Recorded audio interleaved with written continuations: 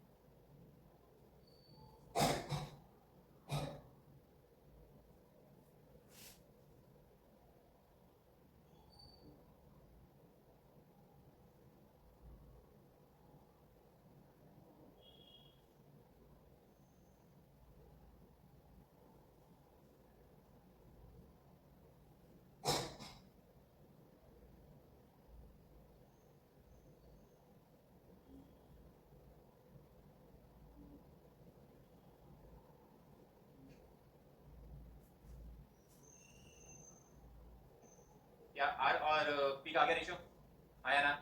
अब q का भी निकाल लें, किसका निकाल लें? कोई भी एक टर्म पकड़ लो, जैसे मान लो पहला वाला टर्म है that is r equals q sin 30, r equals q sin, तो r बाई q निकाल सकते हैं, sin 30 के बराबर आएगा which is 1/2, which is ratio मिल गया, तीनों को डिवाइड कर दो, you will get the answer. Done. Next question number 6। Let the angle between the two non zero vectors a and b is 120 degree and its resultant be c। see